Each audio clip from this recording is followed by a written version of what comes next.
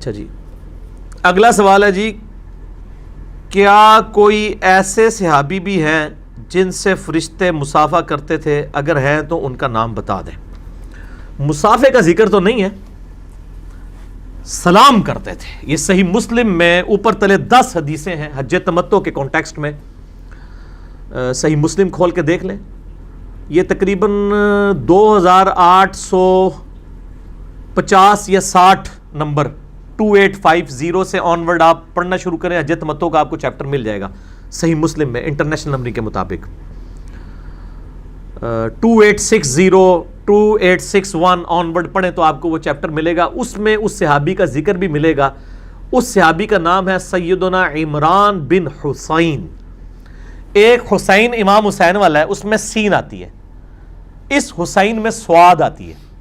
جلیل القدر صحابی ہیں عمران بن حسین رضی اللہ تعالیٰ عنہ علیہ السلام۔ ان کے بارے میں صحیح مسلم میں حج تمتع والے چیپٹر میں آتا ہے کہ انہوں نے اپنے مرض الموت میں یہ بات بتائی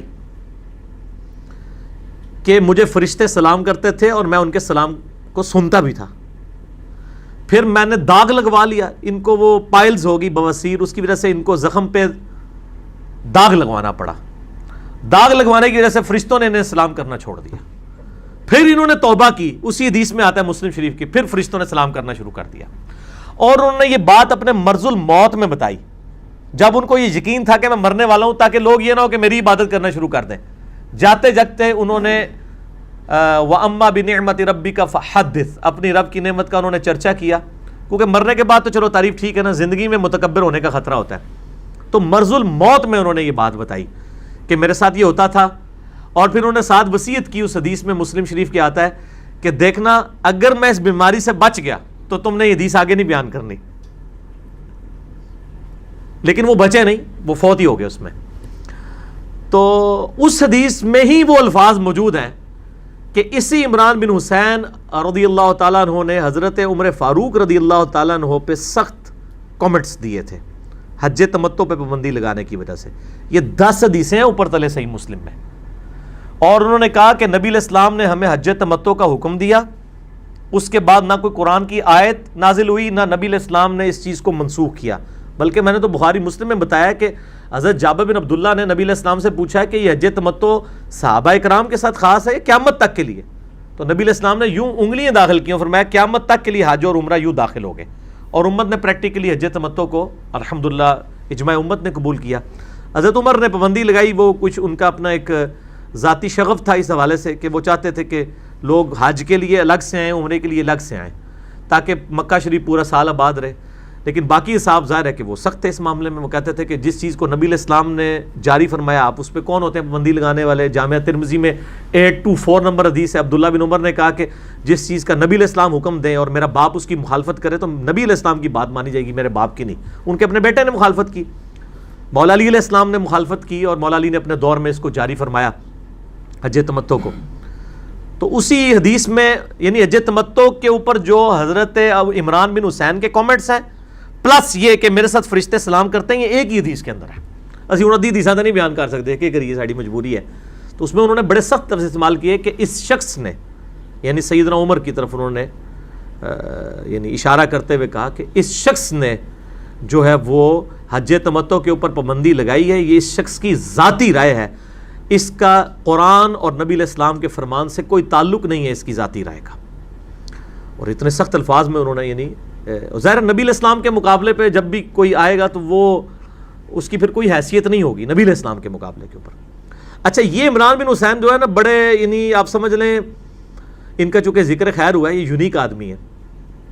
یہ عمران بن حسین وہی ہیں جن کے بارے میں بخاری اور مسلم میں آتا ہے کہ جب جنگ جمل کے بعد بصرہ کلیئر کروایا حضرت علی رضی اللہ تعالیٰ عنہ نے، تو حضرت علی رضی اللہ تعالیٰ عنہ نے بصرے میں نماز پڑھائی، ظہر کی نماز۔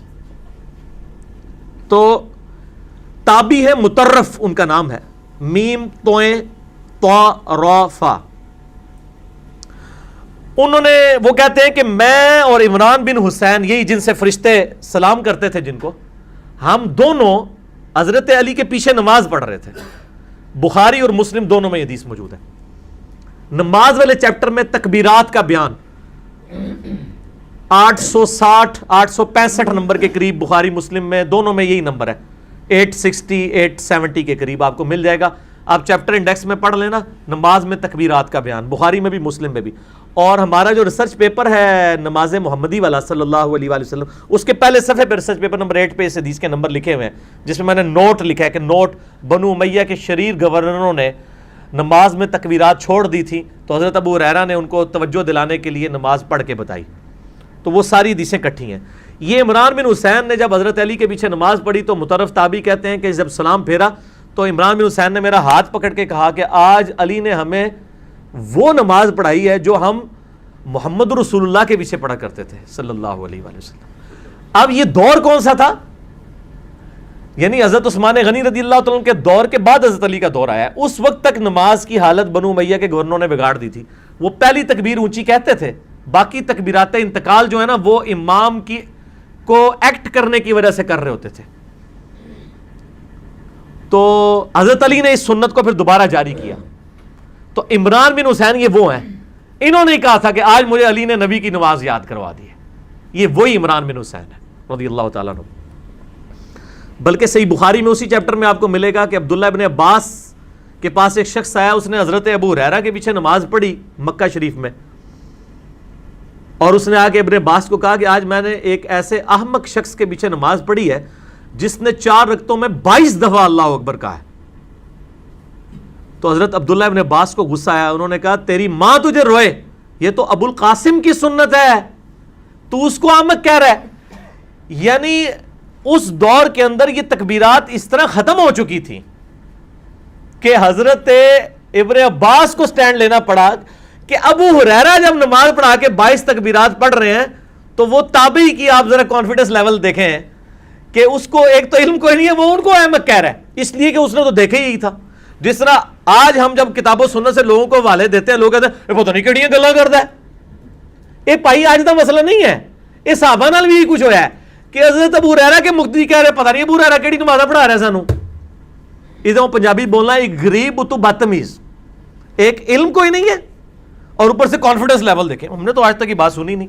اللہ دے بندو, نہ تسی نہ تواڈے ماں پیو نے کدے قرآن نہ حدیث پڑھی, تو تسی کدوں سننی سی؟ جنہاں دی تقریراں تسی سنتے رہو انہوں نے بھی قرآن حدیث نہیں سی آندا. تو یہ جو ہم پہ کرتا ہے نا, نئی نئی باتیں کرتا ہے, یہ سب کچھ ہوا ہے صحابہ کے ساتھ. اور بلکہ بخاری مسلم میں انہی حدیث میں آتا ہے حضرت ابو ہریرہ نے باقاعدہ آل امیہ کے سامنے نماز پڑھی حضرت امیر معاویہ رضی اللہ تعالیٰ عنہ کے دور کے اندر, جب مروان حکمران بنا کے بھیجا گیا, اور انہوں نے بلند آواز سے تکبیرات کی اور کہا کہ میں تم سب سے زیادہ نبی علیہ السلام کی جو ہے نماز سے واقف ہوں.